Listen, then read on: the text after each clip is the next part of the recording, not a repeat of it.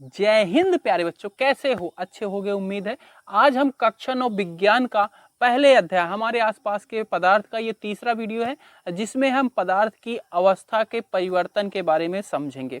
तो चले शुरू करते हैं। और पहली और दूसरी वीडियो डिस्क्रिप्शन में लिंक दिया गया है, वहां से जाके देख सकते हो अगर नहीं देखा, और आगे की वीडियो का भी लिंक डिस्क्रिप्शन में है। चलो शुरू करते हैं। आपका पहला टॉपिक है पदार्थ की अवस्था में परिवर्तन। पदार्थ की अवस्था में परिवर्तन मतलब एक चीज क्या है, ठोस है, उसको द्रव में कैसे बदला जाएगा, द्रव से उसको वाष्प में कैसे बदला जाएगा, गैस में कैसे बदला जाएगा, ये सब चीजें। तो इसको बदलने के लिए, अवस्था में परिवर्तन लाने के लिए दो चीजें, दो तरीके से लाया जा सकता है। एक तो है कि उसका तापमान बढ़ा के घटा के किसी चीज को एक अवस्था से दूसरी अवस्था में बदला जा सकता है, और दूसरा है कि उस पर दाब लगा के, उसको दबा के लिक्विड से ठोस में, ठोस से गैस में ये बदला जा सकता है। तो इसके दो तरीके हैं, ताप में बदलाव करके और दाब में बदलाव करके। अब ताप में अगर बदलाव करके किया जाता है तो कैसे होगा? तो जैसे आपका ठोस है, ठोस को मुझे द्रव में बनाना है, तो ठोस को द्रव में बनाने के लिए क्या करना पड़ेगा? तापमान को बढ़ाना पड़ेगा। ठीक है, आपका आइस है, बर्फ है, उसको क्या करो, फ्रिज से निकाल के बाहर रख दो। ठीक है, उसका तापमान क्या होगा? फ्रीज की तुलना में बाहर का तापमान ज्यादा होगा, यानी कि तापमान क्या हुआ? बढ़ गया। और आप देखोगे कि फ्रीज आइस जो है आपकी वो गलना शुरू हो जाएगी। तो तापमान इधर प्लस से बता रहा हूँ कि तापमान क्या किया? बढ़ा दिया, तो द्रव बन गया। अब द्रव से हमें बनाना है वाष्प, गैस बनाना है, तो क्या करते हैं? पानी को आग पे चढ़ा देते हैं तापमान, और उसका बढ़ा रहे हैं, आग जलाते हैं, तो क्या बन जाता है? वो भाप बनना शुरू हो जाता है। तो यानी कि और इसका अगर तापमान बढ़ाएंगे तो ये गैस बन जाएगा। प्लस से बता रहे हैं कि इसका हमने तापमान बढ़ा रहे हैं। अच्छा, अगर गैस बन गया है, गैस से द्रव बनाना है, तो क्या करेंगे? गैस से द्रव बनाने की चीज आप देख सकते हो, अपने घर पे डेली देखते हो, चावल को उबाला जाता है, चावल का पानी क्या होता है? वेपर, हवा बन के, वाष्प बन के, गैस बन के उड़ने लगता है। उस पर क्या करो? प्लेट रख दो, प्लेट के ऊपर आइस क्यूब रख दो। ठीक है, आइस क्यूब क्या होगी? ठंडी होगी, जिसकी वजह से प्लेट ठंडी होगी, प्लेट पे गरम गरम भाप लगेगी, और वो भाप क्या हो गई? टपकने लगेगी उस प्लेट से। तो आपका क्या हुआ? भाप से क्या बन गया? द्रव बन गया। क्या किया हमने? उसका तापमान घटा दिया। ठीक है, जो भाप बन के उड़ रही थी उसका तापमान ज्यादा था, आइस क्यूब रख दिया, आइस रखा ऊपर, बर्फ रखा, बर्फ ठंडी थी, उसके साथ टकराई प्लेट के साथ, प्लेट भी ठंडी हो गई, प्लेट पे लगा भाप, भाप ठंडा होके लिक्विड बन गया, द्रव बन गया। तो इस तरीके से क्या कर रहे हैं? हम तापमान को घटा रहे हैं। गैस से द्रव में ले जाने के लिए क्या कर सकते हैं? तापमान को घटाएंगे, तापमान को घटाएंगे, द्रव बन जाएगा। अब द्रव से आपको फ्रीज करना है, उसको बर्फ बनाना है, तो हम फ्रिज में ले जाके पानी को रखते हैं, वो क्या बन जाता है? आइस बन जाता है। कैसे? उसमें टेम्परेचर क्या कर देता है? फ्रिज उसका कम कर देता है, तो उसका तापमान कम कर देता है। मतलब द्रव से ठोस बनाना है तो और टेम्परेचर आपको, तापमान कम करना पड़ेगा। तो ये डायग्राम आपको समझ में आ रहा है। ठोस से द्रव बनाना है, तापमान बढ़ाओ, और द्रव से भाप बनाना और तापमान बढ़ाओ। गैस से द्रव बनाना है, तापमान घटाओ, फिर द्रव से ठोस बनाना है, तापमान और घटाओ। ठीक है, इसी तरीके से दाब में परिवर्तन करके, दाब जैसे आपकी आती है, ये एलपीजी गैस आती है जो आपके घर पे आती है। ठीक है, इसमें जब भरी जाती है तो क्या होती है? गैस ही होती है। पर आप कभी भी सिलेंडर को ऐसे हल्काओ तो क्या होता है? हमें लगता है कि पानी भरा हुआ है। ठीक है, उसमें क्या हो जाती है? जब गैस को भरते हैं तो हाई प्रेशर, अधिक दबाव के कारण जो आपकी गैस है वो क्या बन जाती है? द्रव बन जाती है। ठीक है, तो गैस का अगर दबाव उस पर बढ़ाते हैं तो क्या बन जाता है? द्रव बन जाता है। ठीक है, तो इसी तरीके से अगर गैस है, गैस का दाब अगर हम बढ़ाते हैं तो क्या बन जाएगा? द्रव बन जाएगा, और उसका दाब बढ़ाएंगे तो वो ठोस भी बन जाएगा। ठीक है, तो ये प्लस से बता रहे हैं।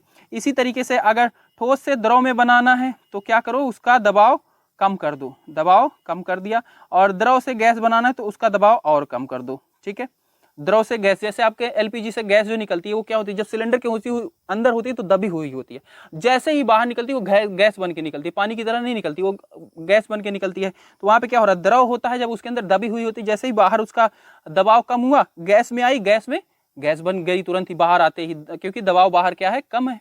तो ये चीज है, इससे हमने समझ लिया कि अवस्था में परिवर्तन दो तरीकों से किया जा सकता है, एक तापमान बढ़ा के, दूसरा दाब बढ़ा के। अब जो तापमान परिवर्तन के प्रभाव, तापमान परिवर्तन के प्रभाव क्या है? तीन तापमान परिवर्तन के प्रभाव हैं। पहला गलनांक, दूसरा क्वथनांक, तीसरा ऊर्ध्वपातन। ठीक है, गलनांक बिंदु क्या होता है? ठीक है भाई, तापमान से क्या चीज प्रभावित होता है? ठीक है, तो वो तीन बिंदुएं हैं, कौन कौन सी? गलनांक बिंदु, क्वथनांक बिंदु, ऊर्ध्वपातन। तो गलनांक बिंदु क्या होता है भाई? किसी चीज को आप रखे, ठीक है, चूल्हे पे चढ़ाए या भट्टी पे चढ़ा दिए, उसमें हमने आग लगाना शुरू कर दिया, वो उस पे आग हम लगाते रहे, और जो चीज हमने चढ़ाई थी, मान लो लोहा रखा था, लोहा क्या हुआ? गलना शुरू हो गया। ठीक है। तो जब वो गलना शुरू हुआ उस टाइम पे जो चूल्हे का टेम्परेचर होगा वही उसका गलनांक कहलाएगा, ठीक है, गलनांक बिंदु, ठीक है।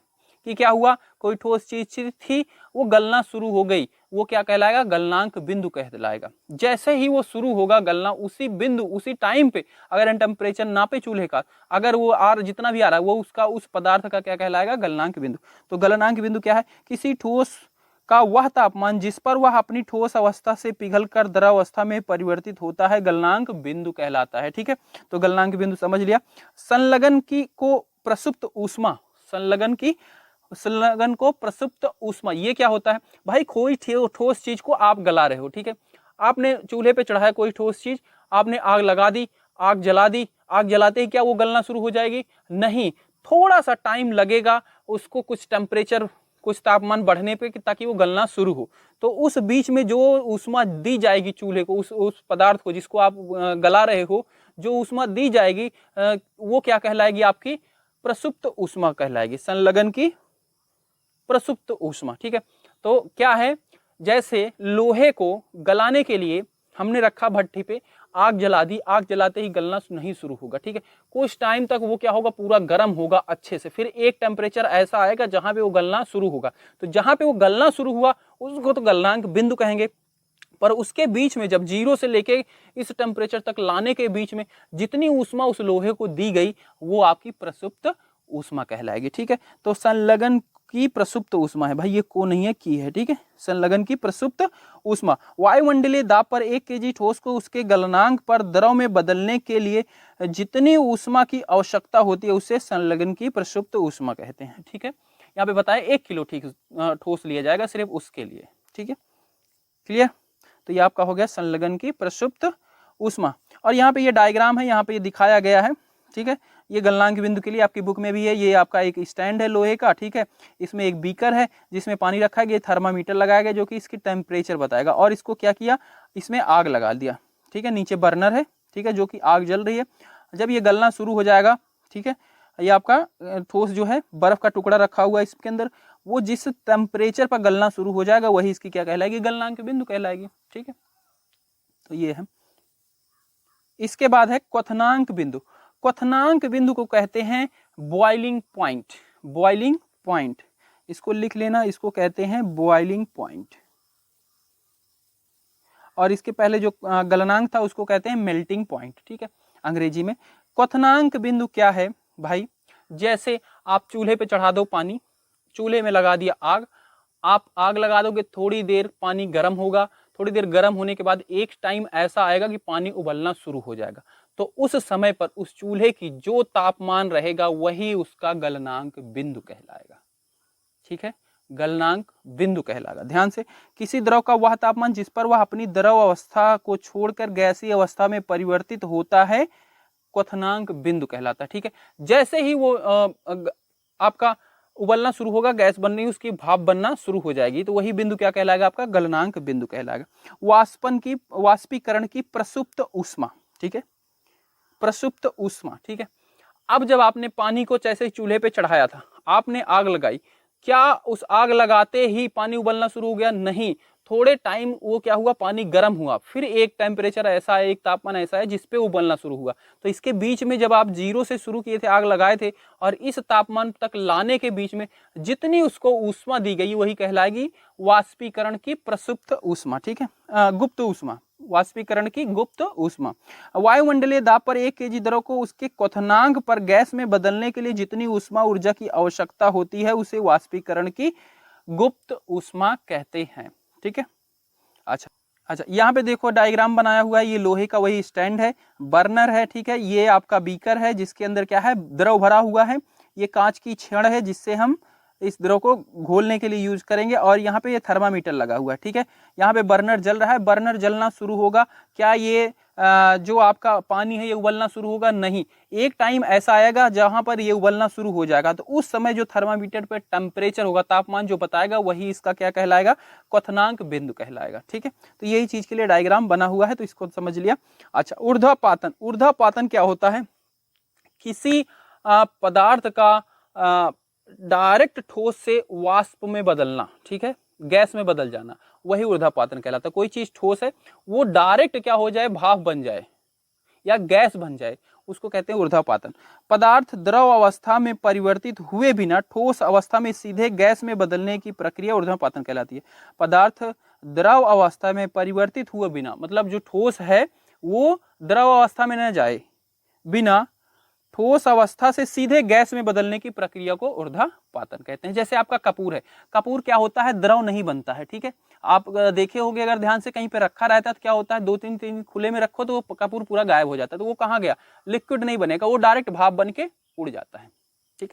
इसी तरीके से नेफ्थलीन की गोली जो होती है, उसको हम कपड़े के बीच में रखते हैं, ठीक है। उसको क्या कहते हैं, लोकल भाषा में कुछ कहते हैं, कीड़े उड़े नहीं लगते, ऐसा कहते हैं कपड़े के, ठीक है, रखते हैं, फुनैन की गोली कहते हैं, फुनैन की गोली कपड़े में रखा जाता है, ठीक है। उससे क्या कहते हैं, खुशबू रहती है, वो भी क्या है, वो डायरेक्ट ठोस से क्या हो जाती है, भाप वाष्प बन के गैस बन के उड़ जाती है। तो ये दो एक उदाहरण है आपके, ठीक है। चलो इसको पढ़ते हैं। पदार्थ द्रव की अवस्था जिसमें ठोस से सीधे गैस अवस्था में बदलने की प्रक्रिया ऊर्ध्वपातन कहलाती है। निक्षेपण, निक्षेपण क्या है, गैस से सीधे ठोस बनने की प्रक्रिया को निक्षेपण कहते हैं। निक्षेपण क्या है, ऊर्ध्वपातन का बिल्कुल उल्टा, कोई चीज गैस में है डायरेक्ट आपकी बन जाए ठोस, ठीक है, द्रव में न जाए, गैस से सीधा ठोस बन जाए, उसको निक्षेपण कहते हैं, ठीक है। तो इसमें उदाहरण भी लिखा हुआ है। अमोनिया क्लोराइड है, ये भी क्या होता है, डायरेक्ट गैस से आपका ठोस बन जाती है। कपूर हो गया, ठीक है, कपूर की जैसे बात ही कर ली, तो ये दोनों है, ऊर्ध्वपातन प्रक्रिया में भी आता है और निक्षेपण में भी आता है कपूर।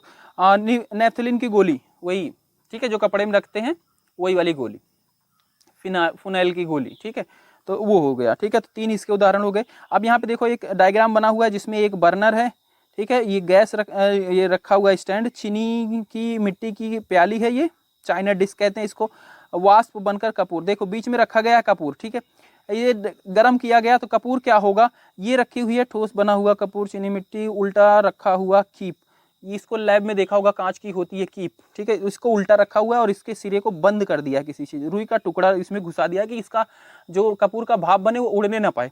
तो ये क्या होगा, इसमें रखी होगा कपूर, और जब जलाएंगे तो थोड़ी देर में क्या हो जाएगा, कपूर भाप बन के यहाँ पे जाके चिपक जा रहा है, दिख रहा है यहाँ पे ठोस बना हुआ कपूर, तो यहाँ पे जाके चिपक जाएगा, ठीक है। तो इसने क्या किया, ठोस में था, ठोस से डायरेक्ट ये गैस बना, ठीक है, यानी कि ऊर्ध्वपातन हुआ, और फिर जाके यहाँ पे चिपक गया है ऊपर, क्योंकि ऊपर क्या है, तापमान कम है, इस वजह से जाके ऊपर चिपक गया है, तो वहां पे क्या हुआ, निक्षेपण हो गया, गैस से फिर डायरेक्ट ठोस बन गया, ठीक है। तो ये डायग्राम था, इस तरीके से आपका ये तीनों होता है। अब दाब परिवर्तन के प्रभाव, दाब परिवर्तन से कैसे कैसे क्या होता है, तो ध्यान से समझिए, इधर डायग्राम दिया गया है, इधर है पहला क्या है, ये एक पिस्टन है, बीच में जो दिख रहा है पिस्टन, और ये सिलेंडर है साइड में, जैसे आप हवा भरते हो ना, पंप जो होती है दबा दबा के भरते हैं, उस वैसा ही बिल्कुल है। तो उसके बीच में जो हवा होती है, जो दबती है, जिसको हम भरते हैं, कंप्रेस करते हैं, उसके क्या होते हैं, जो पार्टिकल होते हैं वो दब जाते हैं जब हम उसको दबाते हैं, तो वही यहाँ पे दिखाया गया है। ये पहला पिस्टन, इसमें देखो जो इसके पार्टिकल, ये जो परमाणु हैं या जो कण हैं, ये क्या है, बहुत दूर दूर दिखाए गए हैं। दूसरे वाले में पिस्टन को और दबाया गया है और नीचे आ गया है, और इसमें क्या है, जो कण है और नजदीक नजदीक आ गए हैं। तीसरे में देखो बिल्कुल चिपक ही गए हैं, बिल्कुल ठोस बन गया है, एक दूसरे के बिल्कुल चिपके हुए आ गए और दबाया गया पिस्टन। तो ये डायग्राम आपने समझ लिया। दाब परिवर्तन के प्रभाव, यदि तापमान घटाने पर सिलेंडर में गैस लेकर उसे संपीड़ित करें तो कण के बीच की दूरी कम हो जाएगी और गैस द्रव में बदल जाएगी, ठीक है। तो कह रहा है कोई गैस है, क्या करो, सिलेंडर का तापमान भी कम कर दो और उसको दबाओ तो वो क्या बन जाएगी, द्रव में बन जाएगी, ठीक है। दाब बढ़ाने से कण नजदीक आते हैं, ये दाब जैसे ही देखो यहाँ क्या थे, कण दूर थे, यहाँ पे और नजदीक, यहाँ पे और नजदीक, तो दाब बढ़ाने से कण नजदीक आते हैं, दाब घटाने से कण दूर जाते हैं। अगर हम दाब इसको ऐसे छोड़ेंगे तो फिर ये फैलते हुए चले जाएंगे। ठोस कार्बन डाई या शुष्क बर्फ, ये इसके उदाहरण है, ठीक है। शुष्क बर्फ, जो आपका अग्निशमन यंत्र होता है, देखा होगा हॉस्पिटल में लगा रहता है, स्कूलों में आपके लगा हुआ है, उसमें क्या होता है, CO2 भरी होती है। CO2 की विशेषता ये होती है कि वो क्या करती है, अपने अंदर से ऑक्सीजन को पार नहीं होने देती है, इसीलिए उसको आग के ऊपर डाला जाता है। वो जो सिलेंडर के अंदर होता है CO2 होता है, जब आग लगती है तो उसके ऊपर उस गैस को खोल देते हैं, वो चारों तरफ से आग को ढक लेती है और आग को ऑक्सीजन नहीं मिल पाती है, ऑक्सीजन नहीं मिलती तो आग बुझ जाती है, ठीक है। आग को भी जलने के लिए ऑक्सीजन की आवश्यकता होती है, तो उसके अंदर कार्बन डाइऑक्साइड भरी होती है। अगर उस सिलेंडर से जो गैस निकलती है, आप कोई कपड़ा ले लो बढ़िया मखमला सा, ठीक है, उसके अंदर उस गैस को अपने हाथ पे ऐसे दबा के चलाओ तो क्या होगा, आपको शुष्क बर्फ मिल जाएगी, सूखी बर्फ मिल जाएगी, ठीक है। वो सूखी बर्फ किससे बनी, CO2 से बनी। क्या हुआ, उसको क्या किया हमने, उस पर प्रेशर लगाया, वो गैस में थी और उसको दबा के रखा, वो क्या बन गई, ठोस बन गई। तो ये इसका उदाहरण हो जाता है ठोस कार्बन डाइऑक्साइड, शुष्क बर्फ। एक डायग्राम ये आपका बना हुआ है, द्रव, ठोस और गैस के बीच में परिवर्तन जो होता है, अगर कोई चीज ठोस में है, ठीक है, ठोस से द्रव में जा रही तो उसको कहते हैं संगलन, ठीक है, हमने भी पढ़ लिया संगलन, ठीक है। और द्रव से ठोस में जा रही है तो उसको कहते हैं जमना, जैसे फ्रिज हमारी क्या करती है, पानी को जमा देती है, जमना। इसी तरीके से द्रव से गैस में जा रही है तो उसको कहते हैं वाष्पीकरण, ठीक है, जैसे पानी को उबालते हैं तो वो क्या हो जाता है, वाष्पीकृत हो जाता है। और गैस से द्रव में आ रही है तो उसको कहते हैं संघनन, ठीक है, ठोस से डायरेक्ट गैस, ऊर्ध्वपातन, गैस से ठोस निक्षेपण, ठीक है। तो ये डायग्राम आप समझ लिए। चलते हैं आगे। इसके बाद आपकी बुक में क्वेश्चंस आंसर दिए गए हैं, तो इन क्वेश्चन आंसर को करते हैं। निम्नलिखित तापमान को सेल्सियस में बदलिए, तो इसको आप याद रखना, इसका एक नियम है, क्या होता है कि केल्विन, के मतलब केल्विन, केल्विन बराबर होता है सेल्सियस प्लस 273, ठीक है, सेल्सियस प्लस 273, ये नियम होता है। अब यहाँ पे पहला वाला दिया गया है ए में, ये कह रहा है कि 300 केल्विन को आप सेल्सियस में बदलिए, ये होता है सेल्सियस, तो सेल्सियस में बदलना। यहाँ से अगर सी का मान हम निकालें तो सी का मान हो जाएगा केल्विन माइनस 273, ठीक है। और सी बराबर केल्विन की जगह पे रखो 300 केल्विन है तो 300 माइनस 273, ठीक है। 300 में से 273 घटाएंगे तो ये हो जाएगा 73 7 80, 80 20 यानी कि 27 डिग्री सेल्सियस, ठीक है। तो आपका सेल्सियस में कितना आया, 27 डिग्री सेल्सियस आया। डिग्री सेल्सियस ऐसे लिखते हैं। अच्छा, दूसरा वाला करते हैं। दूसरा दिया गया है 573 केल्विन, ठीक है, बी पार्ट दिया गया 573, तो सी बराबर के माइनस 273, ठीक है। के दिया गया यहाँ पे 573 माइनस 273, ठीक है। तो 73 में से 73 चले जाएंगे 0, 5 में से 2 चला जाएगा 3, यानी कि 300 डिग्री सेल्सियस आ जाएगा, ठीक है। सी में आपका ये आ गया 300 डिग्री सेल्सियस। तो पहला इस तरीके से आपका प्रश्न हुआ समाप्त। दूसरा दिया गया है निम्नलिखित तापमान पर जल की भौतिक अवस्था क्या होगी, ठीक है। ये दिया गया है 250 डिग्री सेल्सियस और ये दिया गया है 100 डिग्री सेल्सियस, ठीक है। निम्नलिखित तापमान की जल की भौतिक अवस्था क्या होगी, तो आपको पता ही है कि जल को अगर 100 डिग्री सेल्सियस हम देते हैं तो वो क्या हो जाता है, उबलना शुरू हो जाता है। तो ये तो 250 है, तो इसका क्या जवाब लिखेंगे, 250 डिग्री जल के क्वथनांक, जल के क्वथनांक क्या होता है, 100 डिग्री से अधिक होता है, ठीक है। 250 क्या 100 डिग्री से अधिक है, अर्थात जल इस तापमान पर गैस अवस्था में भाप में होगा, ठीक है। तो भाई 100 डिग्री सेल्सियस पर तो उबलना शुरू हो जाएगा, तो 250 पे जाहिर सी बात है भाप में होगा। दूसरा वाले देखिए 100 डिग्री सेल्सियस, 100 डिग्री सेल्सियस जल द्रव और गैस दोनों अवस्थाओं में होगा, क्योंकि इस तापमान पर जल उबलने लगता है और वाष्पीकरण की गुप्त ऊष्मा लेकर भाप में बदलने लगता है, ठीक है।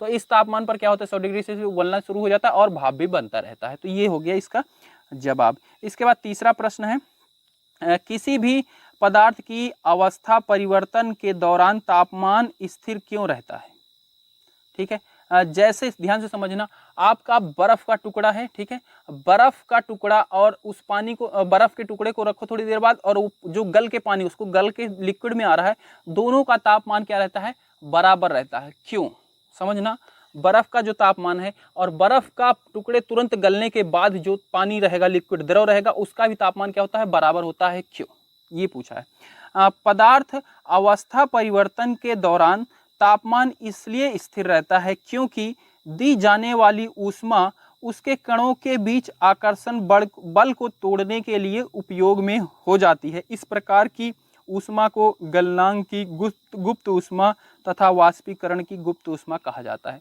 तो मतलब जैसे बर्फ था, बर्फ को द्रव बनाने के लिए हम क्या कर रहे हैं, उसमें तापमान दे रहे हैं, तो तापमान वो कहाँ पे चला जाता है, वो क्या करता है, जो उसके एटम है, जो पार्टिकल हैं, जो परमाणु हैं, जो बंधे हुए हैं ठोस में, क्या होते हैं, ज्यादा बल से वो एक दूसरे के पास बंधे होते हैं, तो उसको तोड़ने में सारा बल चला जाता है। तापमान जो होता है, सारा तापमान उसको तोड़ने में चला जाता है, क्योंकि द्रव में क्या होता है, आकर्षण बल, पार्टिकल क्या होते हैं, दूर दूर होते हैं, उसके कण क्या है, दूर दूर होते हैं, तो उसको तोड़ने में चला जाता है सारा का सारा आपका तापमान। इसीलिए बर्फ का और जो पानी बनेगा तुरंत बर्फ से, उन दोनों का तापमान क्या रहता है, बराबर रहता है। समझ में आया। चौथा प्रश्न है, वायुमंडलीय गैस को द्रव में परिवर्तन के लिए कोई विधि सुझाइए, ठीक है। तो लिखेंगे, दाब को बढ़ाकर तापमान को घटाकर वायुमंडलीय गैस गैस को द्रव में परिवर्तित किया जा सकता है। विधि एक, सिलेंडर में गैस को भरकर उसमें लगे पिस्टन से संपीड़ित करने तथा तापमान को कम करने पर पदार्थ के कणों की दूरी कम हो जाएगी और यह द्रव में बदल जाएगा। तो वही बता रहा है, पिस्टन में क्या करो, गैस को भरो, पिस्टन का क्या करो, टेम्परेचर कम कर दो और पिस्टन को दबाओ, तो क्या हो जाएगा, जो गैस है वो द्रव में बदल जाएगा। ये हो गया आपका चौथा प्रश्न। तो इस वीडियो में इतना ही। हमने टॉपिक पढ़े, टॉपिक के बाद जो क्वेश्चन दिए गए थे उनको कर लिए। आगे वीडियो का लिंक डिस्क्रिप्शन में दिया गया, वहां से जाके आगे की वीडियो देख सकते हो। मिलते हैं अगली वीडियो में, बाय बाय।